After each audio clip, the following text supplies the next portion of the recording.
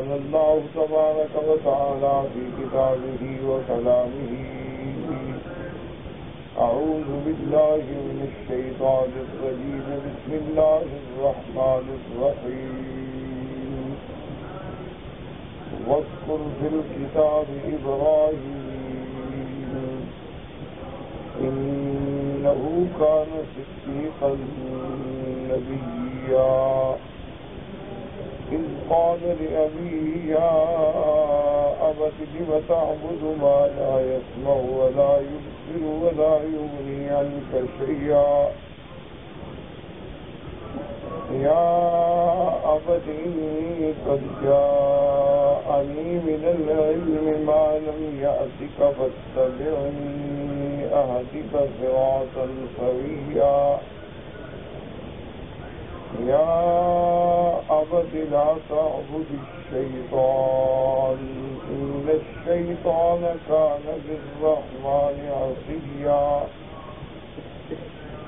يا أبت إني أخاف أن يمسك عذاب من الرحمن فتكون للشيطان وليا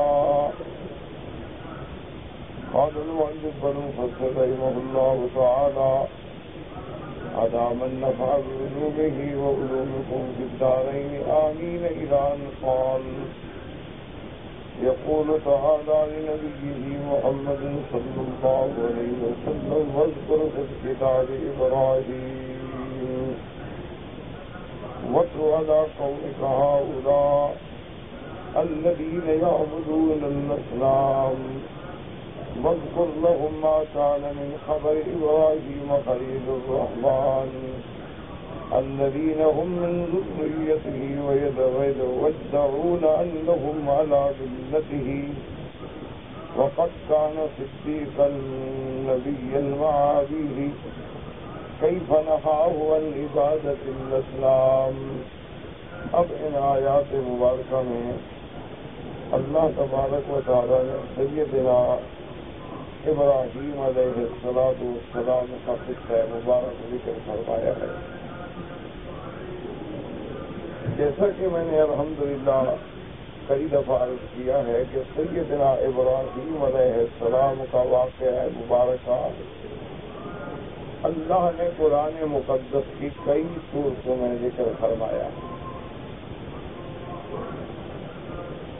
اس کی وجہ علماء نے یہ لکھی ہے کہ حضور صلی اللہ علیہ وسلم کی بعثت کے بعد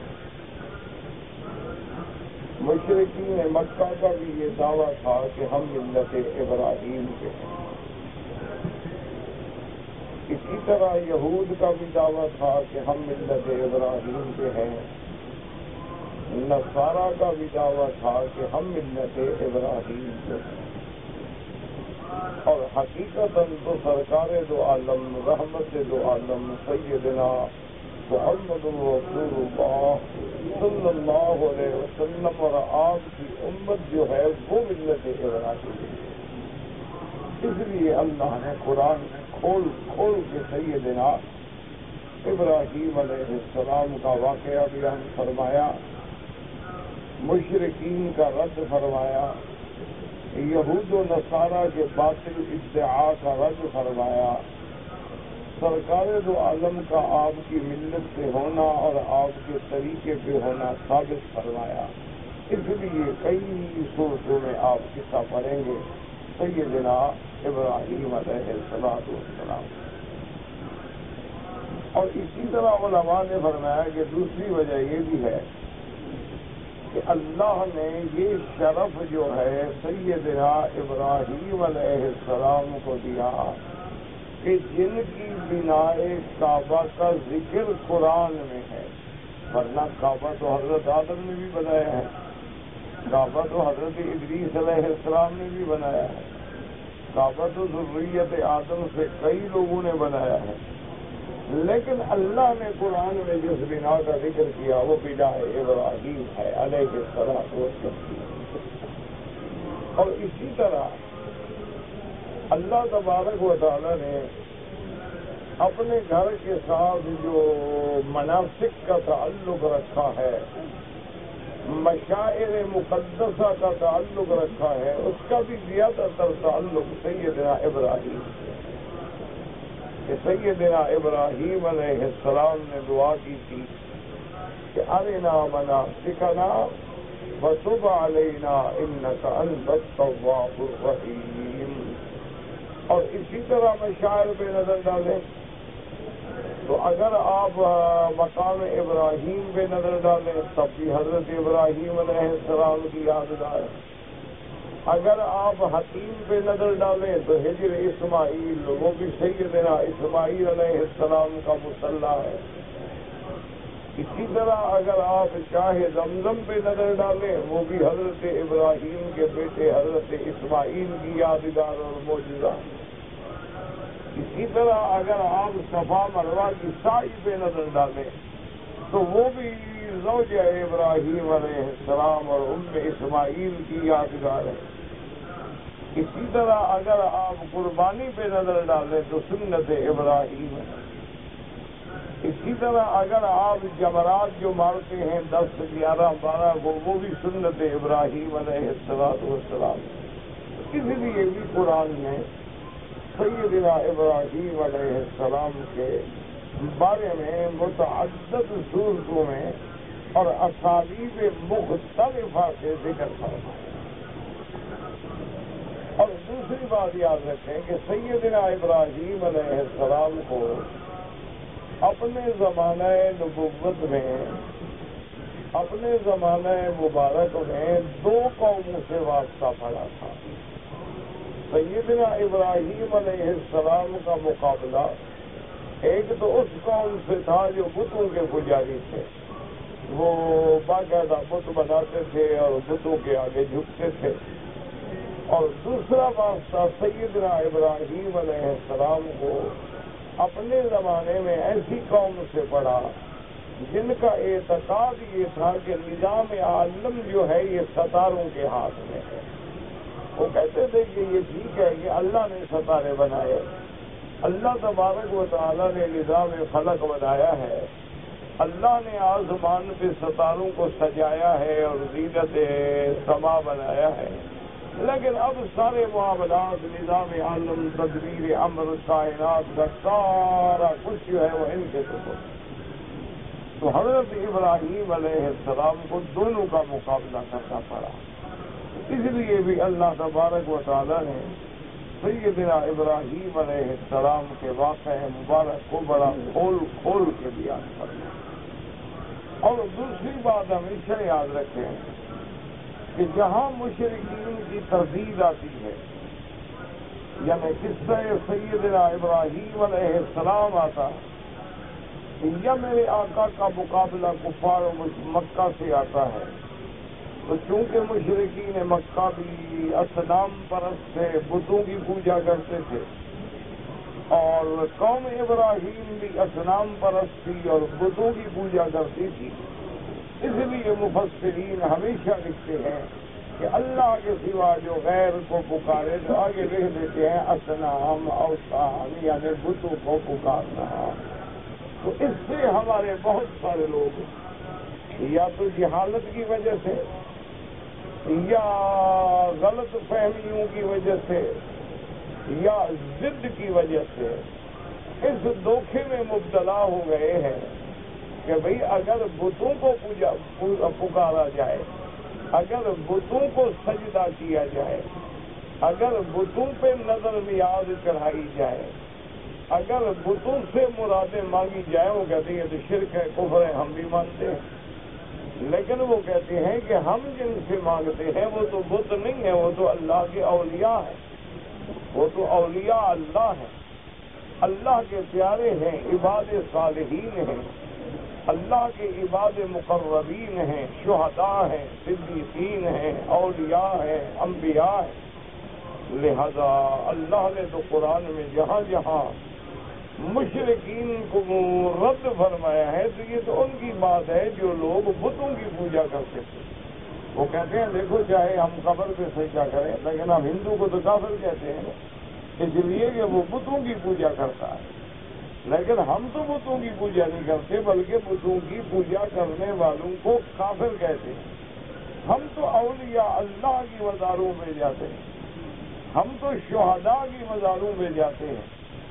ہمارے بزرگ جو ہیں مثلاً عبد القادر جیلانی رحمۃ اللہ علیہ، اسی طرح حضرت علی ہجویری رحمۃ اللہ علیہ، اسی طرح حضرت بہاؤالدین زکریا رحمۃ اللہ علیہ، یا ہند میں آئے حضرت اجمیری رحمۃ اللہ علیہ، حضرت سلیم چشتی رحمۃ اللہ علیہ، حضرت نظام الدین اولیاء رحمۃ اللہ علیہ، حضرت بختیار کاکی رحمۃ اللہ علیہ، حضرت مرزا مظہر جان جانا رحمۃ اللہ علیہ. وہ کہتے ہیں یہ تو اولیاء اللہ تھے، یہ کوئی بت تھوڑے ہیں کہ جن کی ہم عبادت کریں.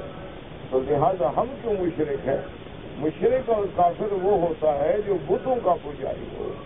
یہ بھی نہ ان کے دماغوں میں بیٹھ گئی ہے، اللہ عالم غلطی سے بیٹھی ہے، یا اللہ عالم ضد میں آ کے اس بات پہ وہ اڑ گئے ہیں.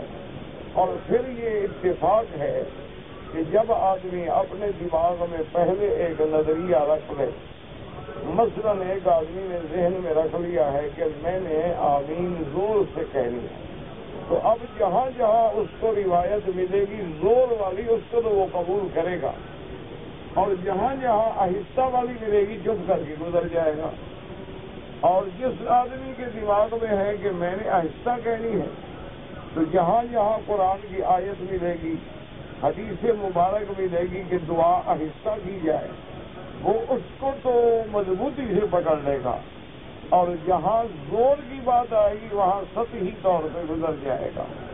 تو یہ ایک فطری بات ہو گئی ہے.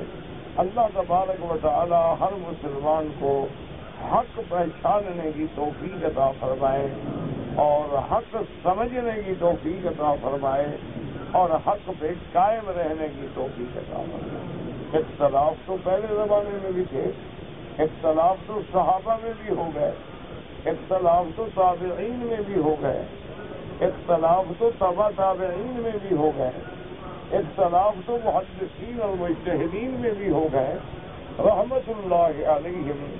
لیکن ان کی نیتیں صادقہ تھیں، ان کی نیتیں خالصہ تھیں، ان کا مقصود جو ہے حق بات پہ پہنچنا تھا. مثلاً آپ دیکھیں کہ حضرت سفیان کا اور حضرت امام ابو حنیفہ رحمۃ اللہ علیہ کا ایک زمانہ ہے، یعنی ایک ہی دور میں ہے.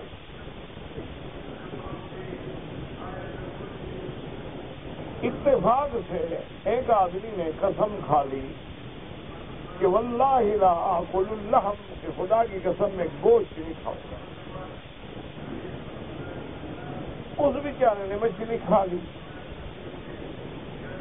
اب وہ حضرت سفیان رحمت اللہ علیہ کی خدمت میں گیا اور اس نے کہا کہ حضرت میں نے قسم کھائی تھی کہ لا آکل اللحم، گوشت نہیں کھاؤں گا، میں نے مچھلی کھا لی ہے، تو میری قسم ٹوٹ گئی یا میری قسم ابھی ٹھیک ہے؟ انہوں نے فرمایا کہ تمہاری قسم ٹوٹ گئی ہے، جاؤ کفارہ ادا کرو. اور قسم ٹوٹنے کا کفارہ ہوتا ہے کہ 10 مسکینوں کو کھانا کھلایا جائے، یا اگر پیسے نہ ہوں تو پھر 3 روزے رکھے جائیں. اس آدمی کے دماغ میں خیال آیا کہ چلو بھائی ہم امام ابو حنیفہ سے بھی پوچھ لیتے ہیں، وہ بھی بڑا عالم ہے، اس کا بھی دور ہے. تو وہ جب حضرت امام صاحب کی خدمت میں آیا اور وہ اپنا واقعہ سنایا تو انہوں نے فرمایا بھائی تمہاری قسم نہیں ٹوٹی، کوئی کفارہ شفارہ نہیں ہے تم پر، کوئی کفارہ نہیں، بالکل تمہاری قسم ٹھیک ہے. اب دیکھیں اختلاف پیدا ہو گیا نا، وہ آدمی پریشان ہو گیا کہ ایک اتنا بڑا محدث، اتنا بڑا امام حدیث، وہ کہتا ہے قسم تمہاری ٹوٹ گئی ہے، اور ایک اتنا بڑا امام فقہ وہ کہتا ہے قسم نہیں ٹوٹی. ہو صاحب میں کہاں جاؤں بھائی؟ اب میں تو مشکل میں آ گیا. تو اب جناب یہ ہوا کہ وہ کچھ دنوں کے بعد دوبارہ گیا حضرت امام سفیان رحمۃ اللہ علیہ کی خدمت میں. ان سے کہا کہ حضرت آپ فرماتے ہیں کہ قسم ٹوٹ گئی اور ابو حنیفہ فرماتے ہیں قسم نہیں ٹوٹی، میں تو بڑا پریشان ہو گیا. تو حضرت امام سفیان ابن عیینہ غصے میں آ گئے، جلال میں آ گئے۔ فرمایا اچھا ابو حنیفہ کہتا ہے قسم نہیں ٹوٹی ہے؟ ہاں جی وہ پوچھ کے انہوں نے کہا عجیب بات ہے، خالف کتاب اللہ۔ وہاں ابو حنیفہ کو اب اتنی جرت ہو گئی ہے کہ وہ اللہ کے قرآن کی بھی مخالفت کرتا ہے۔ پہلے تو ہماری باتوں کی مخالفت کرتا تھا، اب قرآن کا بھی مخالف ہو گیا۔ اللہ تبارک و تعالیٰ نے قرآن مقدس میں فرمایا ہے کہ میری نعمت ہے کہ میں دریاؤں سے تم کو لحمن طریا تازہ گوشت دیتا ہوں۔ اللہ نے مچھلی کو لحم فرمایا ہے، لحمن طرین تازہ لحم۔ تو تم نے بھی تو قسم یہی کھائی تھی نا کہ میں لحم نہیں کھاؤں گا، تو قسم ٹوٹ گئی تمہاری۔ امام حنیفہ تو قرآن کا مخالف ہو گیا۔ اب دیکھو وہ اختلاف تو بڑے لوگوں میں بھی ہو گیا ہے۔ اچھا وہ بندہ پھر آ گیا امام صاحب یہ بولنے کا جی حضرت تو بڑی جلال میں ہے، وہ کہتے ہیں کہ امام حنیفہ رحمۃ اللہ علیہ جو ہے قرآن کا بھی مخالف ہو گیا۔ انہوں نے فرمایا کیا کہا؟ انہوں نے کہا کہ وہ فرماتے ہیں قرآن نے مچھلی کو لحم کہا، لحمن طریا، اور آپ کہتے ہیں قسم نہیں ٹوٹی۔ انہوں نے کہا اچھا آپ کچھ نہ کہو، حضرت کا غصہ ہے، جلال ہے، بہت بڑے محدث ہیں، بہت بڑے عالم ہیں، ان کو غصہ نہیں دلانا چاہیے، علماء کی ناراضگی سے بچنا چاہیے۔ لیکن 2-4 دن جب گزر جائے تو میرے پاس آنا، ابھی کفارہ شفارہ نہ بھرنا کا سمجھا ہے۔ وہ 2-4 دن کے بعد آیا تو آپ نے فرمایا ایک اور آدمی ساتھ لے جاؤ اور حضرت سے جا کے مسئلہ پوچھے کہ حضرت میں نے قسم کھائی ہے کہ واللہ لا انام علی الفراش، کہ مجھے اللہ کی قسم ہے میں فراش بستر پہ نہیں سوؤں گا۔ وہ مٹی پہ سو گیا زمین سے، قسم ٹوٹ گئی ہے یا نہیں ٹوٹی؟ تو امام صاحب کہیں گے نہیں ٹوٹی، قسم تو کھائی تھی بستر پہ نہیں سوؤں گا نا، وہ بستر پہ تو نہیں سویا، وہ تو بیچارہ مٹی پہ سویا ہوا ہے۔ تو تم فوراً قرآن پڑھنا کہ الذی جعل لکم الارض فراشا، اللہ قرآن کہتا ہے میں نے زمین کو تمہارے لیے بستر بنایا ہے۔ تو قرآن کے مخالف ہو گئے ہیں آپ۔ تو وہ بندہ گیا جناب، اس نے پوچھا مسئلہ، حضرت نے فرمایا بھی نہیں قسم ٹوٹی، قسم ہے بستر پہ نہیں سوؤں گا، یہ تو مٹی پہ سویا۔ انہوں نے کہا جی قرآن تو مٹی کو بھی بستر کہتا ہے، تو آپ قرآن کی مخالفت کر رہے ہیں۔ تو نے کہا او رحم اللہ ابی حنیفہ، نے کہا تم نہیں بول رہے، ابو حنیفہ بول رہا ہے، لیکن اللہ ابو حنیفہ کی قبر سے رحمت کرا، اللہ ان پہ کروڑوں رحمت فرمائے۔ صدق ابو حنیفہ، اس نے سچ کہا ہے، میں نے مسئلہ غلط سمجھا کہ لوگ جب قسم کھاتے ہیں تو عرف عام کو دیکھتے ہیں، وہ لغت کی کتابیں نہیں اٹھاتے۔ جب قسم کھائی جاتی ہے تو رواج پہ قسم کھائی جاتی ہے، تو رواج میں مچھلی اور گوشت میں فرق ہے۔ کوئی بندہ کسی کو کہے بھی 10 ریال کا گوشت لے آؤ، وہ مچھلی ہوگا پاگل، میں نے گوشت نہیں کہا مچھلی کا، یہ کیا لے آئے؟ تو لوگ مچھلی اور گوشت میں چونکہ فرق کرتے ہیں تو قسم کھانے والے کے دماغ میں بھی فرق موجود تھا، لہذا قسم عرف اور رواج بھی ہوتی ہے نہ کہ لغت کی بحث سے ہوتی ہے۔ اس لیے انہوں نے کہا رحم اللہ، بس جھگڑا ختم ہو گیا۔ جب مسئلہ سمجھ آ گیا، غصہ بھی اتر گیا، دعائیں بھی دی، اور فرمایا اللہ رحمت فرمائے، ماشاء اللہ انہوں نے مسئلہ سمجھا ہے، میں نے نہیں سمجھا۔ تو پہلے دور میں اختلاف ہو جاتے تھے، لیکن اختلاف جو ہے وہ نیت صادقہ ہوتی تھی، حق پہ پہنچنے کی نیت تھی، جھگڑے کی نیت نہیں ہوتی تھی۔ اللہ تبارک و تعالیٰ کروڑوں رحمتیں فرمائے۔ اب دیکھو جیسے ایک بڑا مشہور کا رکھا ہے مسئلہ کہ جی بہشتی ریور میں لکھا ہے کہ کوئی اگر ناپاک چیز کو چاٹ لے تو وہ پاک ہو جاتی ہے۔ تو اب اگر اللہ تبارک و تعالی سمجھ نہ دے تو کیا کرے؟ حالانکہ حضرت نے وہ کتاب لکھی ہے عورتوں کے، تو مسئلہ اللہ اعتراض کرنے والے غریب کو سمجھ ہی نہیں آیا۔ مسئلہ دراصل یہ تھا کہ آپ نے دیکھا ہوگا کہ عورتیں سوئی سے سلائی کرتی ہیں، کبھی کپڑا سی رہی ہیں، کبھی بن رہی ہیں، کبھی کاٹ رہی ہیں، تو کبھی کبھی سوئی جو ہے انگلی میں لگ جاتی ہے اور خون نکل آتا ہے، تو عورت چاٹ کے تھوک دیتی ہے، تو یہ جگہ پاک ہو جائے گی کہ نہیں ہو جائے گی؟ وہ تو مسئلہ یہ سمجھا رہے تھے، آگے لکھ دیا کہ خون کا چاٹنا حرام ہے، لیکن جب یہ جگہ صاف ہو گئی تو پاک تو ہو گئی، چاہے پانی سے پاک کریں یا آپ منہ سے صاف کریں۔ وہ یہ تو مسئلہ ہے اللہ کے بندے، اس میں کسی کے بگڑنے کی یا ناراض ہونے، دیکھو نا مثلاً فقہا نے مسئلہ لکھا ہے، ایک بلی نے جوا کھایا، اس کے منہ کو خون لگا ہوا تھا، اس نے برتن میں منہ ڈال دیا، پانی حلال ہے حرام؟ حرام۔ اچھا اگر وہ بلی زبان سے چاٹتی رہے منہ صاف ہو جائے پھر مارے تو مکروہ ہے، حرام نہیں ہوتا؟ یہ تو مسئلہ ہے، اللہ فقہ دے تو سمجھ آئے نا۔ اعتراض کرنے والے کا اپنا دماغ جو فارغ ہو بیچارے کا تو پھر کیا کرے گا؟ اس لیے ہمیشہ یاد ہے کہ یہ علماء کی باریکیاں ہوتی ہیں۔ تو اب جناب انہوں نے کہا کہ دیکھو جی یہ انہوں نے حنفیوں نے یہ کہاں سے مسئلہ نکال لیا ہے کہ درہم سے قلیل نجاست ہو تو وہ تو پھر نماز ہو جائے گی اور کثیر ہو تو نہیں ہوگی، یہ درہم والا مسئلہ کہاں سے نکلا؟ اب عقل ہو تو سمجھ آئے۔ حالانکہ یہ حدیث میں ہے، ایک آدمی اگر استنجا کرے ڈیلوں سے تو کتنا حکم ہے حضور کا کہ 3 ڈیلے استعمال کرتی۔ اچھا استنجا کیا پانی سے نہیں دھویا، صرف ڈیلے استعمال کیے تو نماز تو جائز ہے نا؟ تو وہ جگہ جو ہے وہ قطر جو ہے درہم کے برابر ہوتی ہے، اس لیے ہر وقت اس کے نام لینے کی کیا ضرورت تھی؟ وہ کہا نے مثال دے دی کہ درہم کے برابر، ہر وقت کہتے رہے کہ دبر کے برابر، دبر کے برابر، دبر کے طریقہ ہے بات کرنے کا، یعنی ہر وقت وہ کتابوں میں یہ کہتے کہ بندی تھی تمہاری گانٹ کے برابر گانٹ، یہ بات ہے کیونکہ وہ اتنی جگہ ہوتی ہے کہ جتنی مقدار درہم کی ہے تو درہم سے مثال دے۔ اب سمجھ اس کو نہ آئے، اعتراض فقہا پہ ہے۔ انا للہ و انا الیہ راجعون۔ اللہ تبارک و تعالیٰ سے دعا کریں کہ اللہ ہمارے دلوں میں بغض نکال دے، اللہ ہمارے دلوں سے قدورتیں نکال دے۔ تمام ائمہ کرام برحق ہیں، اللہ ان کی قبروں پہ کروڑوں رحمتیں کریں۔ باقی سیدھی سی بات ہے، جس آدمی نے جس استاد سے علم حاصل کیا ہے وہ اپنے استاد کو دوسروں کے استاد سے زیادہ عزت دیتا ہے، زیادہ ترجیح دیتا ہے، یہ نہیں کہ دوسرے کے استاد کو نہ حق غلط سمجھتا ہے۔ وہ کہتا ہے وہ بھی عالم ہے، اللہ ان کی قبروں پہ بھی کروڑوں رحمتیں کرے، لیکن میرا استاد بڑا عالم تھا، اس کے اندر بڑی تفقہ تھی، اس کے اندر بڑی فقاہت تھی، اس نے بڑی گہرائی اور گہرائی سے اللہ کے دین کو سمجھا ہے۔ تو اب یہ سمجھیں اسی طرح یہ لوگ بھی چکر میں آ گئے، انہوں نے کہا جی جو بتوں کو پوجے وہ تو کافر،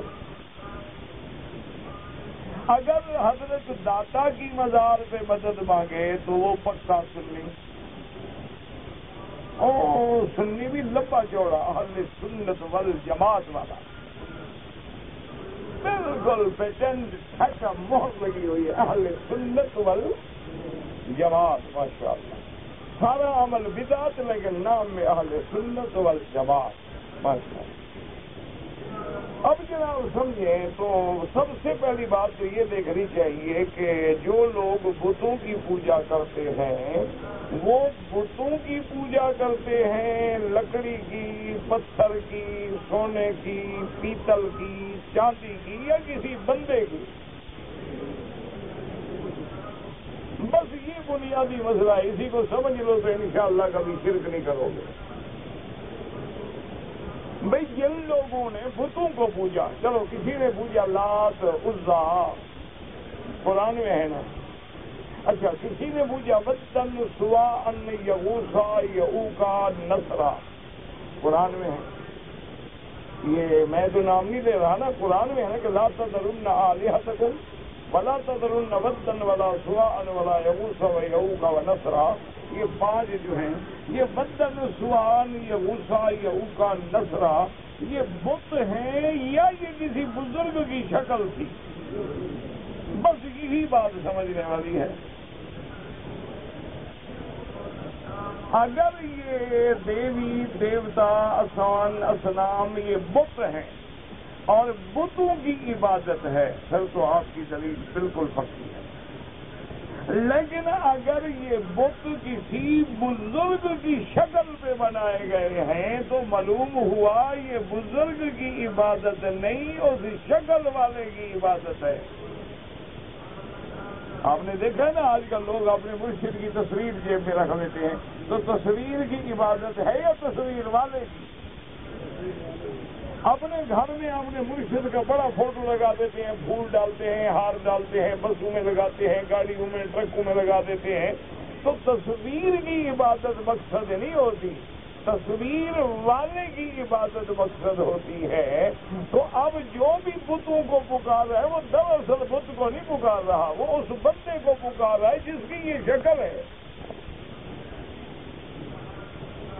اسی لیے یاد رکھیں کہ کافروں کا بت جو مکے میں مشہور تھا نا، لات، قرآن جس میں کہتے افرأیتم اللات والعزی ومناة الثالثة الأخرى،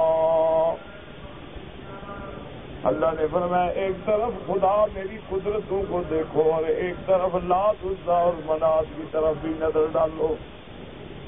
یہ لات کون ہے؟ علماء نے متفق لکھا ہے کہ کان رجل صالح یزق الصدیق للحجاج، ایک اللہ والا تھا، عابد زاہد صالح بندہ تھا، حاجیوں کو ستو گھول کے پلایا کرتا تھا، اس لیے لات کے نام سے مشہور ہو گیا۔ جب مر گیا تو اس کی تصویر بنا کے کھڑی کر دی، اصل تو عبادت اسی کی ہو رہی ہے، اس کو تھوڑا پکار رہے۔ اگر پتھروں کو پکارنا ہوتا، مکے والوں کے پاس ہر طرف پہاڑ تھے، جا کے پہاڑوں کو سجدہ کرتے۔ اگر لوہے کو پکارنا ہوتا تو اسٹیل مل چلے جاتے، جہاں بہت لوہا پڑا ہوتا ہے وہاں جا کے سجدہ کرتے۔ اگر سونے کی عبادت ہوتی تو جہاں سونے کے 2-3 کلو کا ایک ڈھیر بنا کے رکھ لیتے، اس کی بات۔ یہ تصویر جو بنائی جاتی ہے، آنکھیں بنائی جا رہی ہیں، پاؤں بنائے جا رہے ہیں، ہاتھ بنائے جا رہے ہیں، معلوم ہوا کسی اللہ والے کی صورت بنائی جا رہی ہے، اصل عبادت اسی اللہ والے کی کر رہے ہیں، اسی کو قرآن شرک کہتا ہے۔ کیونکہ ظاہر میں بت ہیں، اس لیے مفسرین نے لکھا یعبدون الاوثان، یعبدون الاصنام، التماثیل۔ اس لیے میرے آقا جب کعبۃ اللہ میں داخل ہوئے، آپ نے دیکھا کہ سیدنا ابراہیم علیہ السلام کا بت کھڑا ہے۔ حضور صلی اللہ علیہ وسلم قاتلہم اللہ، اللہ ان کو ہلاک برباد کرے جنہوں نے اللہ کے نبی کا بھی بت بنا دیا۔ تو یاد رکھو کوئی پتھروں کی پوجا نہیں کرتا، کو پاگل ہو گئے، اپنے ہاتھ سے اس کو تراشے اور پھر کہے خدا ہے، جس کو ہتھوڑیاں مار مار کے ٹھیک کر رہے ہیں وہ خدا ہو سکتا ہے؟ یہ اس کی تصویر ہے جو ان کے دماغ میں وہ آدمی بیٹھا ہوا ہے، وہ رجل صالح بیٹھا ہوا ہے، اس کی تصویر ہے۔ اسی لیے اچھا چلو ایک منٹ کریں، اگر حضرت صرف بتوں کا پوجنا شرک ہے، جو حضرت عیسیٰ کو پوجے، خدا سمجھے، وہ تو پکا مسلمان ہے، کیونکہ عیسیٰ علیہ السلام کو بت نہیں نا، وہ تو نبی ہے، وہ تو رسول ہے۔ لیکن قرآن ان کو کہتے ہیں اَأَنْتَ قُلْتَ لِلنَّاسِ اتَّخَذُونِي وَأُمِّيَ إِلَٰهَيْنِ مِن دُونِ اللَّهِ۔ اللہ قیامت والے دن سارے محشر میں عیسیٰ علیہ السلام کو کھڑا کریں گے اور حکم دیں گے عیسیٰ تم نے لوگوں سے کہا تھا کہ مجھے اور میری اماں کو بھی الہ سمجھو، خدا سمجھو، حاجت روا سمجھو، مشکل کشا سمجھو۔ قال سبحانک ما یکون لی ان اقول ما لیس لی بحق۔ حضرت عیسیٰ کہیں گے میرا اللہ، میں وہ بات کیسے کہہ سکتا ہوں جس کا مجھے حق نہیں، میں تیرا بندہ، تیرا رسول، تیرا عبد ہوں۔ اور میں نے ان کو نہیں کہا میرا مولا یہ بات، ما قلت لهم الا ما امرتنی به ان اعبدوا اللہ ربی وربکم۔ میرا اللہ میں نے تو ان کو یہی کہا تھا کہ اللہ کی عبادت کرو جو تمہارا بھی رب ہے میرا بھی رب ہے۔ تو اب جو عیسیٰ علیہ السلام کی عبادت کرے یعنی وہ تو پکا اہل سنت ہو گیا نا، کیوں بتوں کی عبادت تو نہیں کر رہا نا وہ، اگر جو عیسیٰ علیہ السلام کو پکارے، حضرت عزیر کو پکارے، حضرت ابراہیم علیہ السلام کو پکارے، حضرت یعقوب علیہ السلام کو پکارے، انبیاء کو پکارے، تو اس کو تو ہم سمجھیں گے اس نے تو شرک نہیں کیا۔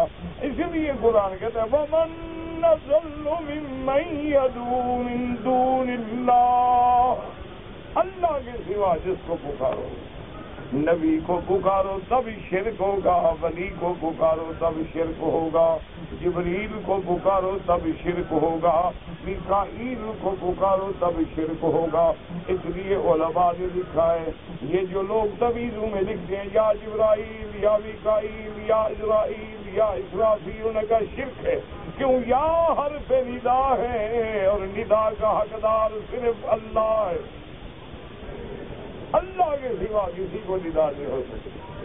ایاک نعبد و ایاک نستعین، تیری ہی عبادت کرتے ہیں اور تجھ ہی سے مدد مانگتے ہیں، تو اللہ کے سوا کسی کو پکارنا۔ اس لیے ہمیشہ یاد رکھیں۔ اب دیکھیں ابراہیم علیہ السلام کا دونوں سے پالا پڑ گیا، بت والوں سے بھی پالا پڑا ہے اور تارے والوں سے بھی پالا پڑ گیا۔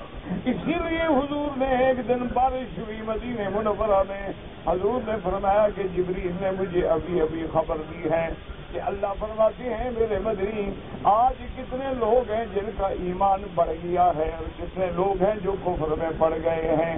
صحابہ حیران ہو گئے، انہوں نے کہا یا رسول اللہ ہمیں سمجھ نہیں آئی۔ فرمایا جو ہو گیا ہے وہ قاتل ہو گیا ہے، اور جو کہتی ہیں للہ یہ بارش اللہ کے فضل سے ہوئی ہے، ہم نحن المنزلون۔ اللہ فرماتے ہیں ظالموں، ان بادلوں سے تم پانی اتارتے ہو کہ میں اتارتا ہوں؟ کہتے ہو نا جی بادل ہیں جی، مونسون کی ہوائیں چلتی ہیں اور ذرات کو لے کے بادل بن جاتے ہیں، وہ ہوائیں کو چلانے والا کون؟ وہ ہواؤں کو ذرات لے کے جمع کرنے کی طاقت دینے والا کون؟ اور یہ لاکھوں ٹن کا پانی دے کے بادلوں کو پھرانے چلانے والا کون ہے؟ جب وہ اللہ ہے تو سیدھی بات کرو کہ بارش دینے والا بھی اللہ ہے، یہ باقی اسباب میں کیوں اٹک جاتے؟ لو نشاء جعلناه حطاما فظلتم تفكهون، اور اللہ نے فرمایا افرأيتم الماء الذي تشربون أأنتم أنزلتموه من المزن أم نحن المنزلون لو نشاء جعلناه أجاجا فلولا تشكرون۔ اللہ نے فرمایا ظالموں، اگر میں چاہوں اس پانی کو کھاری کر دوں، نمکین کر دوں، کڑوا کر دوں، پھر کون ہے جو تمہیں میٹھا کر کے دے گا؟ اور اس کے بعد اللہ فرماتے ہیں یاد رکھو یہ جو پانی تم نکالتے ہو زمینوں سے، یہ کون پانی دینے والا ہے؟ قل ارأیتم ان اصبح ماؤکم غورا فمن یأتیکم بماء معین۔ اللہ فرماتے ہیں اگر اس پانی کو میں اور نیچے لے جاؤں پھر کون ہے جو نیچے سے اوپر پانی لے آئے گا؟ اللہ کے سوا کون لانے والا ہے؟ اس لیے اللہ فرماتے ہیں یہ جو تم کھیتیاں کر رہے ہو، اپنے دماغ کو لڑاتے ہو کہ ہل میں نے چلائے، کھاد میں نے ڈالی، پانی میں نے زمین میں لگایا، بیج میں نے ڈالا۔ اللہ فرماتے ہیں تو بیج ڈال کے مٹی میں ملا کے چلا گیا، اس کو پیدا کرنے والا، شاخیں دینے والا، اس پہ ٹانگیں اس کی کھڑی کرنے والا، اس کے تنہ بنانے والا، اس کے اوپر پھر پھل لگانے والا کون ہے؟ اس لیے ہمیشہ یاد رکھیں اللہ کے دین کو، اللہ کی توحید کو سمجھیں اور اللہ کی توحید کے عقیدوں کو بالکل بلا لچک آدمی موحد بنے تو موحد بنے۔ اس لیے حضرت قاضی احسان مرحوم فرمایا کرتے تھے، وہ فرماتے تھے کہ میرے بھائی ایمان ہو تو صدیق کا ہو اور کفر ہو تو ابو جہل کا ہو، کوئی مقام تو ہو نا۔ وہ فرماتے تھے آدھا تیتر آدھا بٹیر اللہ کو پسند نہیں ہے. ایمان لانا ہے تو ابو بکر والا ایمان لاؤ، اور اگر نہیں لانا ہے پھر ابو جہل بنو. یہ کیا درمیان کعبے پہ اللہ، قبر پہ گئے تو تیرا، یہ کون سا ایمان ہے؟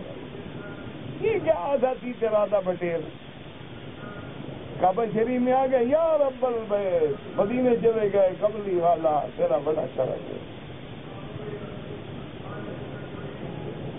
اللہ کو بھی پکار رہا ہے، نبی کو بھی پکارے، پھر پیر کی مزار پہ گئے، شہباز قلندر تمہارا بڑی مہربانی، بابا عبداللہ غازی تیری بڑی کرم ہے.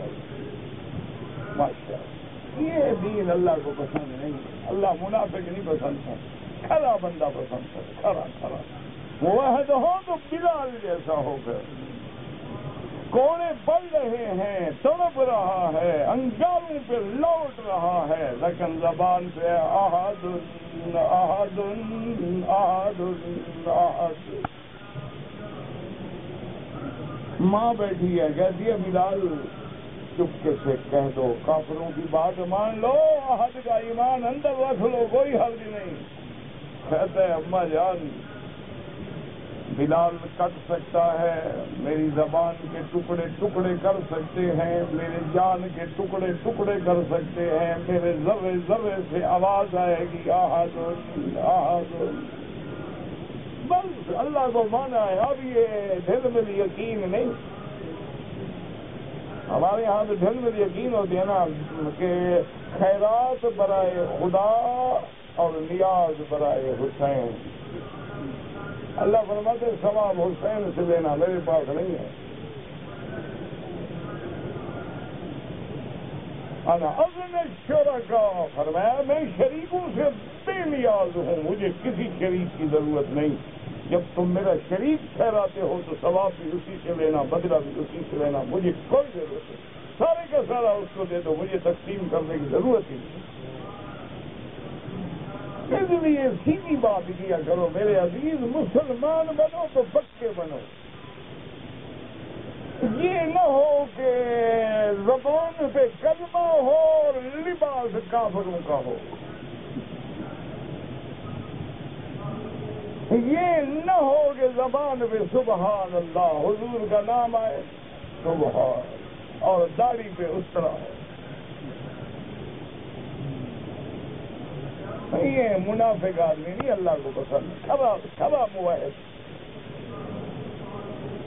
یہ نہ ہو کہ ہم دعویٰ کریں کہ کملی والا پیارا ہے، محبوب ہے، ساری کائنات سے محبوب ہے، میری جان مال سب میرے مدنی پہ فدا ہے، اور گھر کے اندر تہذیب افرنگ ہے، لباس افرنگ ہے، صوفہ افرنگ ہے، پردہ افرنگ ہے، بیڈ روم افرنگ ہے، ڈرائنگ روم افرنگ ہے، ڈائننگ روم افرنگ ہے، اٹھنا بیٹھنا افرنگ ہے، اور ہم پیارا کملی والا ہے. سبحان اللہ فرماتے ہیں منافقو نام میرے مدنی کا لیتے ہو، عمل کافروں کے کرتے ہو، شرم نہیں آتی.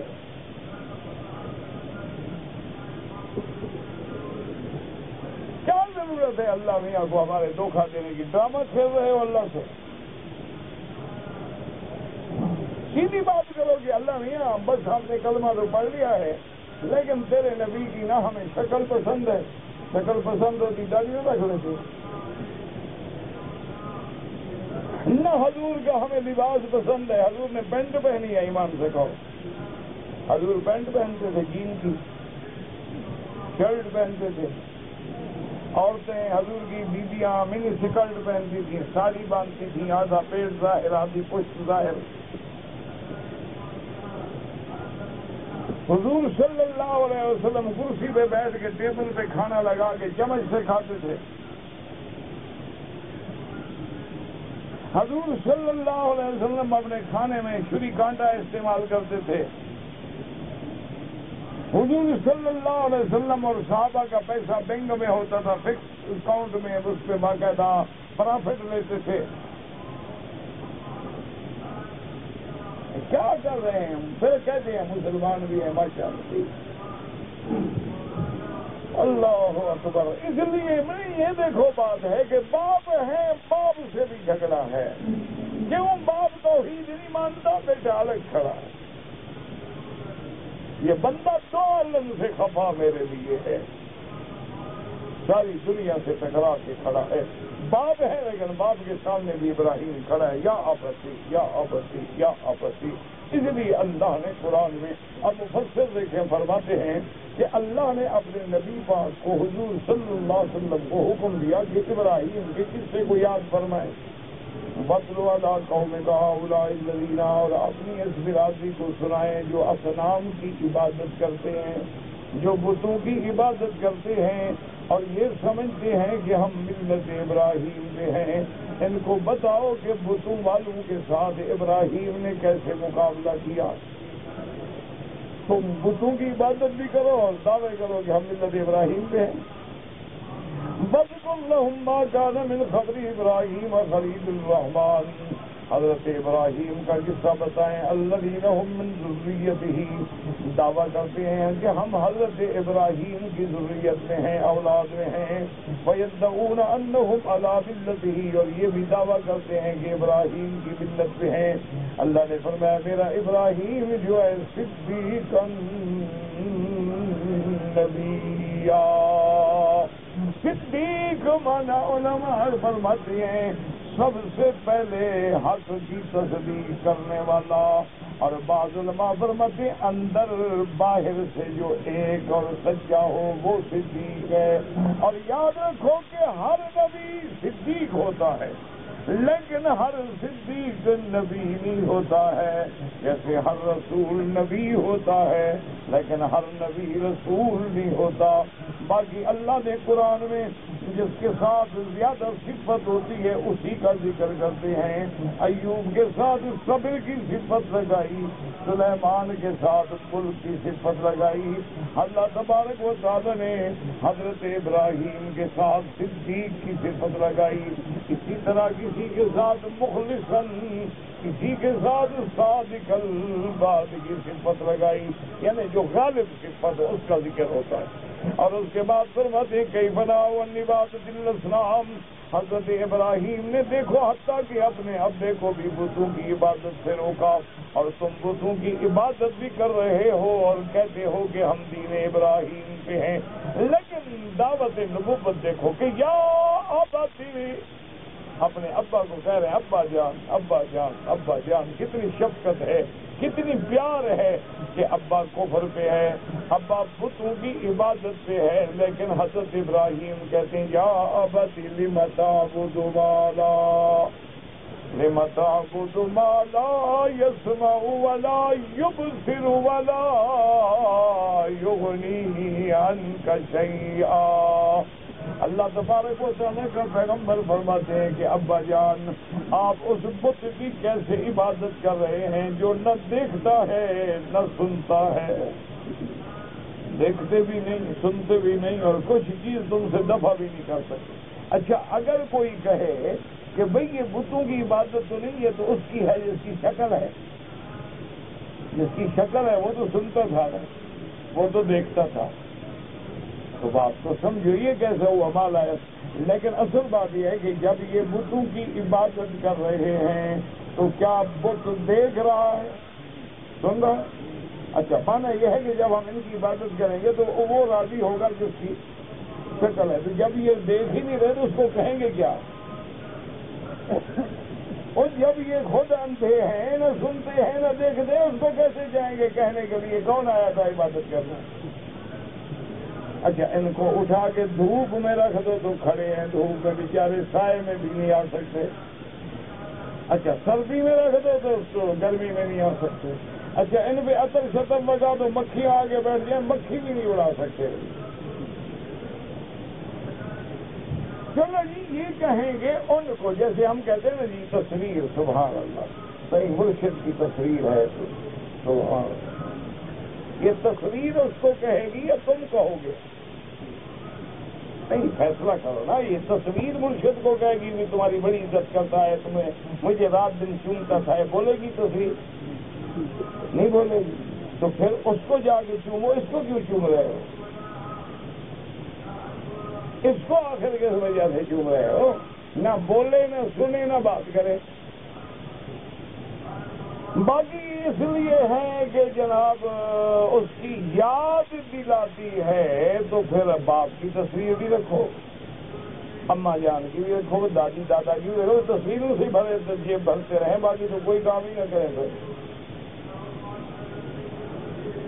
بھائی آخر چلو پیر نے ہمیں پتہ نہیں کچھ دیا نہ دیا، ماں باپ نے تو پیدا تو کیا ہے نا، باپ نے محنت کی، ماں نے 9 مہینے پیٹ میں اٹھایا، محنت بھی کی، ان کی تو تصویر رکھو، زیادہ حقدار ہیں۔ لیکن بندہ کتنا سمجھدار ہے، تصویر رکھے گا یا پیر کی یا بیوی؟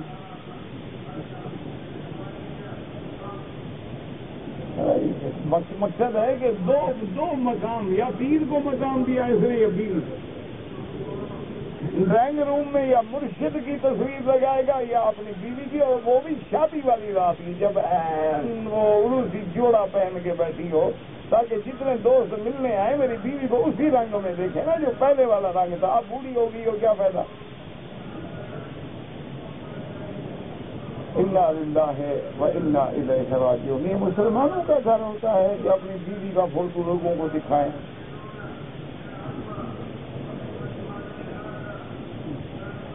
استغفر اللہ استغفر اللہ استغفر اللہ، دعا کرو بس اللہ ہماری ہدایت کے فیصلے کرے، حال بڑا خراب ہے۔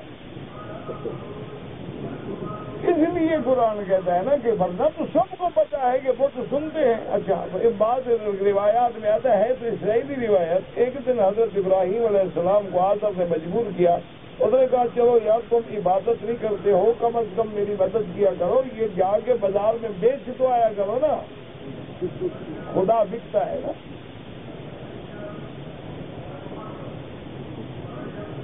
تو اچھا جو بکتا ہو وہ خدا ہو سکتا ہے؟ ہاں جی نہیں، سیدھی بات کرو، اللہ کے کعبے میں بیٹھے ہو، مولوی مکی کو چھوڑو، میں تو مجنون پاگل آدمی، میرا کیا ہے، میں تو ایک دیوانہ ہوں، مر جاؤں گا تو کبھی یاد آؤں گا تمہیں۔ ہمارے بعد اندھیرا رہے گا محفل میں، بہت چراغ جلاؤ گے زندگی کے لیے۔ تو بہرحال اب مجھے یعنی آپ دیانتداری سے آپ کو بھی اللہ تبارک و تعالیٰ نے علم دیا ہے، آپ کو عقل دیا ہے، جو بکتا ہو وہ بھی خدا ہوتا ہے۔ ہاں جی یہ 3-4 طالب کہتے ہیں، باقی کے نزدیک ہوتا ہوگا۔ ہاں جی نہیں ہوتا، یہ مزاروں کو یہ بک رہے ہیں تو یہ کیسے خدا بن گئے؟ مزاروں پہ مجاور نہیں پیسے ریٹ لگا کر، وہ حاجت روا بھی بکتے ہیں، ان پر بھی چندہ کیا جاتا ہے۔ وہ جب ساری دنیا کی حاجت روائی کرتے ہیں تو مجاور ایسا بدبخت ہے اس کی حاجت روائی نہیں کرتے۔ وہ جو مجاور اوپر بنے بیٹھے ہیں بگلے، ان کی حاجت روائی نہیں کرتا، مرشد باہر آنے والوں کی کر رہا ہے۔ اور اس لیے عقل سو، اس لیے ابراہیم کہتا ہے یا آبت یا آبت لم تعبد ما لا يسمع ولا يبصر ولا يغني عنك شيئا۔ تو حضرت ابراہیم کو دیا کہ یہ جا کے بازار میں بیچ آؤ، حضرت ابراہیم نے لے لیا۔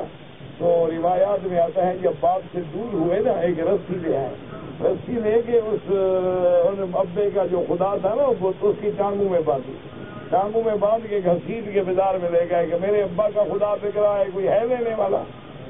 اب جب ایسا کر کے بیچو کون لے گا؟ تو واپس آ کر نے کہا جی کوئی نہیں لیتا، انہوں نے کہا اسی طرح بیچ دو، میرے خدا کو گھسیٹ رہا ہے، انہوں نے کہا جو گھسٹ رہا وہ بھی خدا ہوتا ہے۔ لیکن جب عقل ماری جائے نا، اللہ ناراض ہو جائے، پھر یہی ہوتا ہے۔ دعا کرو کہ اللہ ہمیں توحید پہ رکھے اور حضور کی محبت میں رکھے اور اسی پہ خاتمہ ہو۔ وضو کرتے ہوئے مسواک جو ہے عرض میں کیا جاتا ہے، اگر مزدوری کے پیسے نہ ملیں اور جھوٹ بول کے لینا پڑے تو کوئی حرج نہیں، لے سکتے ہو۔ جب آدمی کو مصیبت آئے اللہ سے معافی مانگے اور انا للہ و انا الیہ راجعون پڑھے۔ اگر 2 آدمی عمرہ کریں، عمرے سے فارغ ہونے کے بعد ایک دوسرے کے بال کاٹیں، بالکل جائز ہے۔ اگر کوئی آدمی گھر سے 2 چادریں باندھ لی مسجد عائشہ کیا 2 رکعت پڑھی، نیت کیا کہ عمرہ کیا جائز ہے۔ کہتے جی تمام ائمہ کے نزدیک داڑھی کٹوانا حرام ہے، بالکل ائمہ 4 کے نزدیک، کیونکہ یہ سنت انبیاء والمرسلین ہے، صرف حضور کی سنت نہیں، 1,24,000 پیغمبر کی سنت، اور اس کا بار بار کٹانے سے آدمی گناہ کبیرہ کا مرتکب ہو کے فاسق ہو جاتا ہے۔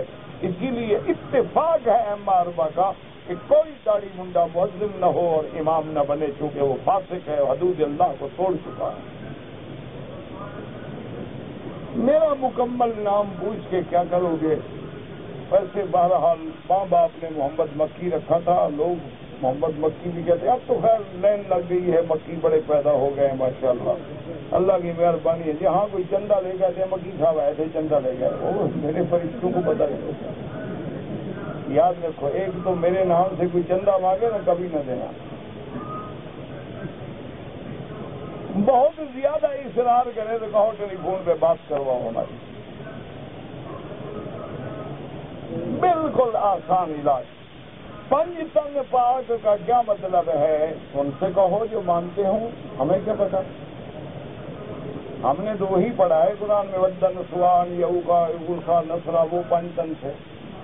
بہرحال وہ کہتے ہیں کہ اس سے مراد ہے کہ حضرت آقا انعامدار، حضرت علی، بی بی فاطمہ، حسن حسین، بس صرف یہ 5 پاک ہیں، باقی نعوذ باللہ سب ناپاک۔ دعا کرو اللہ ان کو بھی ہدایت دے۔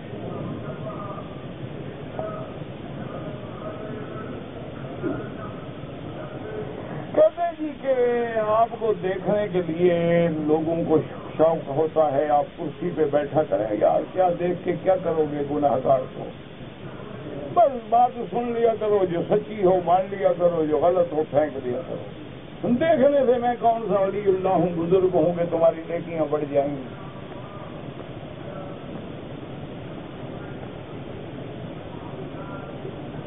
اگر فجر کی نماز کے بعد کوئی آدمی میقات پہ احرام باندھے، وہ 2 رکعت نہ پڑھے جب تک سورج نہ نکلے، اور اگر 2 رکعت مطلق نہ پڑھے کوئی حرج نہیں، بغیر پڑھے ہوئے بھی لبیک بعمرۃ لبیک اللہم لبیک لبیک لا شریک لک لبیک آ جاؤ، کوئی مسئلہ نہیں۔ وہ تو 2 رکعت ویسے ہے، کوئی ضروری تو نہیں کہ احرام سے پہلے 2 رکعت پڑھی جائیں۔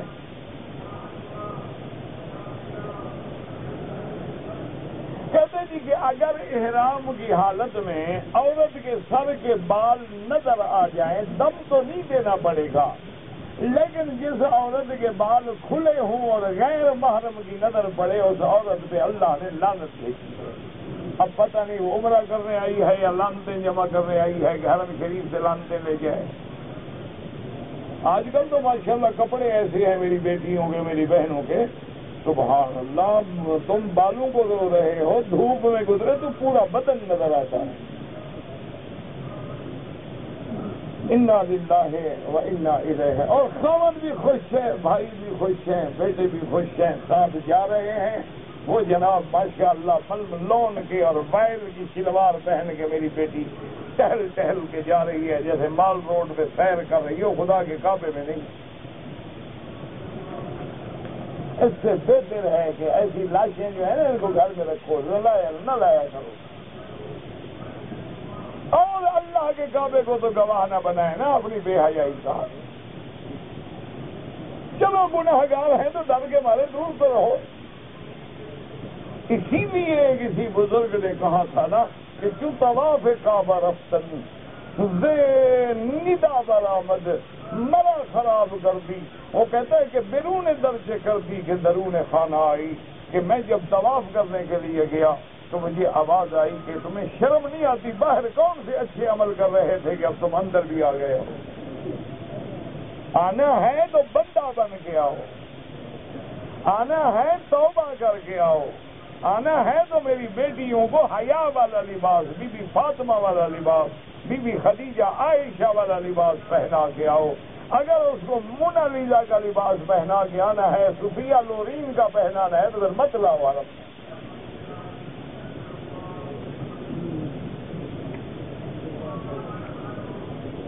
میں نے عمرہ کیا ہوں، بال نہیں کٹوائے بس ٹک لگوائے ہیں، ماشاءاللہ ایک بکری ہو گئی، بال بھی کٹواؤ، ایک بکری دم بھی ادا کرو، اور جو 1 سال کا بچہ ہے اس پہ کوئی جرمانہ نہیں۔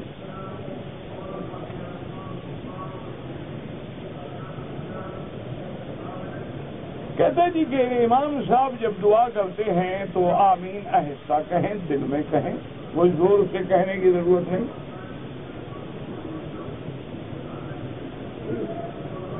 مسجد نبوی میں یا محمد تو کہیں نہیں لکھا ہوا، تم نے کہیں پڑھا ہوگا، ہم نے تو آج تک نہیں پڑھا، یہاں پیدا ہوئے یہاں زندگی گزر گئی۔ بہرحال اگر بفرض محال لکھا ہوا تو لکھے ہونے سے مسئلے ثابت ہو جاتے ہیں۔ اچھا یہاں بھی اگر آپ دیکھیں گے تو انشاءاللہ مل جائے گا، اوپر لکھے نا اللہ، وہاں لکھا ہوگا حضور صلی محمد صلی اللہ علیہ وسلم، یا لکھا ہوگا محمد الرسول اللہ، یا لکھا ہوگا اشہد ان محمد الرسول اللہ۔ اب اگر کوئی غلطی سے لکھ دے تو اسے مسئلہ ثابت ہوتا ہے، مسئلہ قرآن سے ثابت ہوتا ہے، دیوار پہ لکھے ہونے سے ثابت ہوتا ہے۔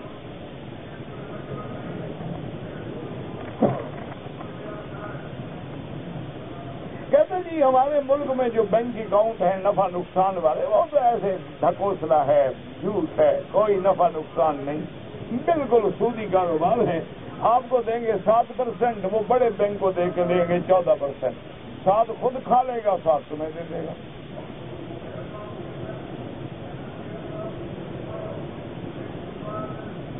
کہتے ہیں کہ تبلیغی جماعت والے لوگوں کو تبلیغ کے لیے نکالتے ہیں، نہیں نہیں، فلم کے لیے تم نکالا کرو، وہ بیچارے غلطی کرتے ہیں، تم بڑھا چڑھا کے فلم بھی لے جائے گا، وہ بے وقوف ہیں بیچارے، دین کی تبلیغ کے لیے لے جاتے ہیں۔ انا للہ و انا الیہ راجعون۔ ان کو غصہ بھی اسی پہ آتا ہے جو دین کا کام کرتا ہے۔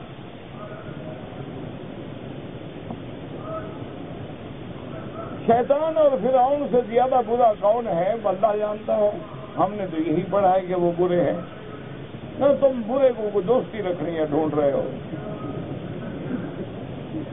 ہاں تم بروں کو جو ڈھونڈ رہے اچھوں کو ڈھونڈو۔ اللہ کا حکم ہے کونوا مع الصادقین، اللہ نے یہ نہیں فرمایا کہ بروں کے ساتھ رہو، ہم کیوں تلاش کریں برے؟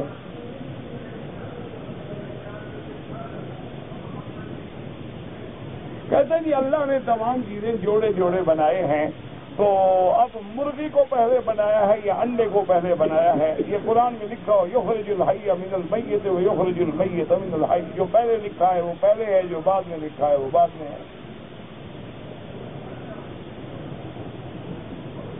سب سے پہلے اللہ نے کیا بنایا؟ اول ما خلق اللہ القلم، اللہ نے تقدیر کا قلم پیدا کیا۔ مغرب میں جو دعائے قنوت نادرہ ہے، ہاتھ اٹھائیں نہ اٹھائیں سب جائز ہے۔ دعائے مغرب میں، نماز مغرب میں بھی سنت ہے، فجر میں بھی سنت ہے، تو کبھی مغرب میں پڑھی جاتی ہے، کبھی فجر میں پڑھی جاتی ہے۔ اگر ایام ہے، عورت کو حیض کے دن ہے، حرم کے اندر داخل نہیں ہو سکتی، نہ داخل ہو سکتی ہے نہ بیٹھ سکتی ہے۔ اگر عمرہ ادا کر چکی ہے، پاکستان جانے کا وقت ہے، کوئی بات نہیں، باہر بیٹھی رہے، اللہ سے دعائیں کرتی رہے، ذکر کرتی رہے، باہر بیٹھ کے کعبہ دیکھتی رہے۔